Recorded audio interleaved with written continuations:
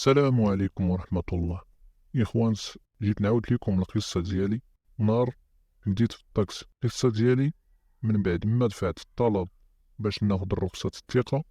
قبضت رخصة الثقة وبزت وانا عام وانا قاعد تنطلب يد العمل المشغلين اللي عندهم الطاكسيات، اللي هما تنسميوهم حنا الباترونة. الباترونة هما اللي مستغلين السوق.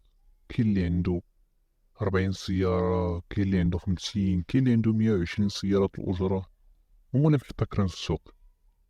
وهاد الشي هذا باش نعاود ليكم بأن السيارة الأجرة تتعطى فيها 50 مليون سنتيم في النوار، ما فيها عليها حتى ورقة.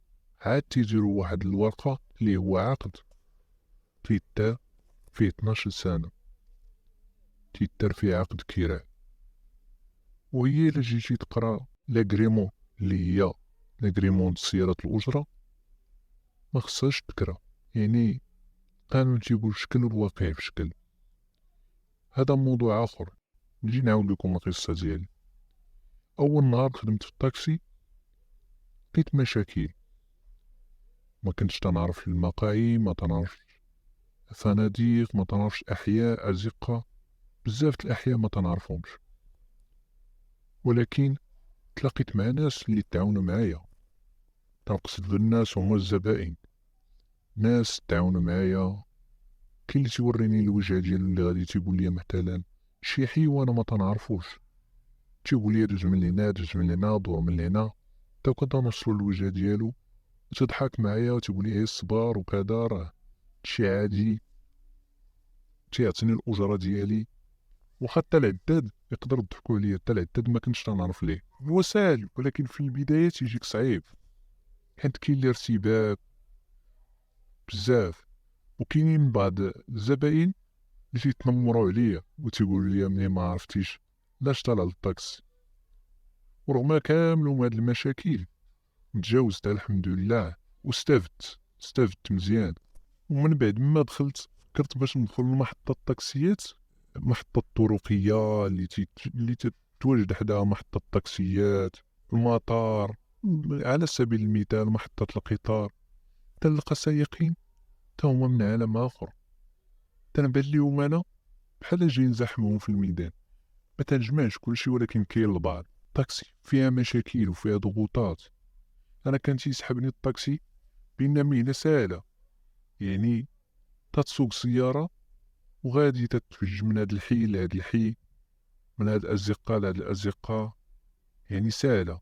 ولكن في الواقع بشكل آخر صعيبة، يعني تترتل بال الطريق، ترتل بال المخالفات، ترتل بال الزبائن تيشيرو ليك في الطريق، خصك تهزهم باش تصور القوت اليومي ديالك. وهاد القوت اليومي ديالك تنقصد به الروسيطة، نقصد به الغازوال والمصروف اليومي ديالك. هادشي كله هو فيه البركة، انت معاك بركتك، يعني الرزق ديالك تيجعل لك الله كل نهار رزق والحمد لله. اما بالنسبة كاين اللي تيخدم مع السياح وكاين اللي تيخدم مع المواطنين. هاد الخدمة ديال المواطنين اللي تيتشكاو منها بزاف المجتمع ديالنا، اللي تيقول لك الطاكسي ما تيهش المواطن. فعلا كاينين سائقين اللي تيخدموا مع السياح، تيخدم مع السياحة مي اللي تنسميوهم حنا تيقول لك ما تنخدمش مع بوبليغا. وهاد البوبليغا تنقصد بها هما الزبائن. يعني كاينين علاش اللي تيجعلو يهرب هداك السائق هي التسعيرة ديال العداد ناقصة بزاف. وما تلوموهمش، حقاش هاد السائقين عليهم ضغوطات من الجورني، حيت الباترونة ما يعقلش عليه، تيعرف غير الجورني ديالو صور ولا ما تصور. يعني هو تيعرف داك الجورني اليومي ديالو اللي هو تيتعدى في المدينة اللي تنتمي ليها أنا، خصو يعطي 250 درهم في النهار، وديال الليل السائق الثاني تيعطي 250 درهم، يعني 500 درهم في 24 ساعة. يعني هاد اللوبي ديال هاد القطاع وديك 40 مليون ولا هي 50 مليون سنتيم اللي عاطيها هو مدة ديال 12 سنة، يعني خصو يخرجها في الشفو مدة 4 سنين، عاد تبقى ليه ديك 8 سنين ولا 7 سنين قليل ديالو. يعني الشيفور عليه ضغوطات من المجتمع أكثر، تيبان ليهم بأن هاد السائق ما تيبغيش يخدم مع المواطن. هادو هما السلوكات اللي تيجعلو داك السائق ما تيهاجش المواطن، حيت التسعيرة الواقع التسعيرة تتكون ضعيفة. على ما بالك تيهز 3 الناس ب7 دراهم، تمام كاين بزاف مقارنة مع الغازوال. الغازوال تتلقاه ساوي في اليامات اللي هو تيكون ناقص 12 درهم، من 11 حتى ل 12، والمينيموم ديال الكورسة تتلقاه ساوي 7 دراهم، يعني ما تيكونش اللبس. هادو هما المشاكل اللي تتلقى عليهم الضغط اللي تيديرو دوك السلوكات ديال هداك السائق. وهما سلوكات في الواقع خايبين، يعني ما خصناش نفرقو ما بين مواطن وسائح.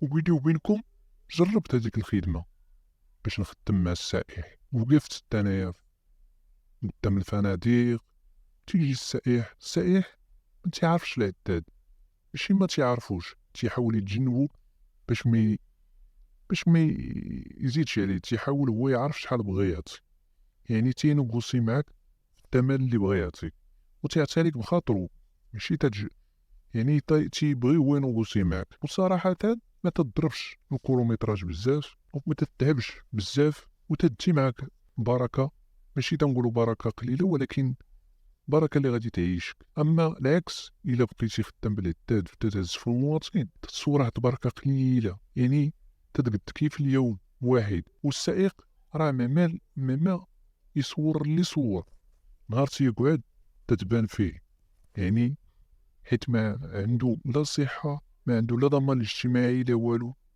يعني كاين بزاف السائقين اللي تتلقاه مسكين نهار تيمرض ما كاينش اللي يعقل عليه، تيدار ليه الصينية. وهاد الصينية تنسميوها حنا السائقين، يعني تنطلبوا ليه السائقين الاخرين اللي يتعاونوا معاه، يعني تا الباترون تيعقلش عليه، تيجيب شيفور اخر صافي تيتنسى، ويقدر يتنسى حتى من الزملاء ديالو، حيت تيكون في هذيك المدة اللي هي تيكون معاهم. من بعد فاش شي مرض تيعاونوه في الاول، ولكن في الاخر تيتنسى. كاين اللي مشاو ليه الشوف تبصر مسكين، كاين اللي مسكين قطعت ليه رجليه، كاين البويسر ما نهضرو عليه، عاد زيد الدار تا هو تيتقوس، عاد زيد بزاف. يعني شوفوا معرض لجميع الامراض. داكشي علاش السائق نرجع ليكم علاش يتلجأ باش يخدم مع السياحة، حيت السياحة تيبقى مرتاح وتيبقى الصحة ديالو ما تيتعبش بزاف، ما تيبقاش يدور بزاف. حيت علاش هادشي كله هو حيت الشوفور تيخدم 12 ساعة، و 12 ساعة خصو يجبد فيها الجورني ديالو، يعني مهنة المتاعب. وشحال من واحد فيكم دابا تيفكر باش يكون سائق، تتعجبو المهنة ديال الطاكس، تيبان ليه هذاك السائق بان راه تيدور في الازقة وفي الشوارع كون فجاج، ولكن الله اللي تيعلم بهذاك السائق. هذاك السائق اصلا هو اختار هذيك المهنة، اختارها عن حب، ولكن من بعد تولي تيكرهها. علاش؟ حيت فيها المتاعب وما فيهاش مصاريف اللي بيدخل لوليداتو، معيشة اللي تعيشوا في الحياة. وتنشكركم الإخوان على المتابعة، وغادي إن شاء الله نعاود لكم قصص اللي وقعوا لي مع زبائن، وقصص اللي عاودوهم لي من الواقع، من قلب الطقس اللي عاودوهم لي الزبائن. منهم مشاكل ديالهم، منهم اللي وقعت لي عمليات نصب، وكاين المشاكل اللي هما وقعوا لي في الطقس بحال السرقة، بحال النصب، بزاف د الحوايج. نتمنى الله تعالى يعجبكم القصص ديالي.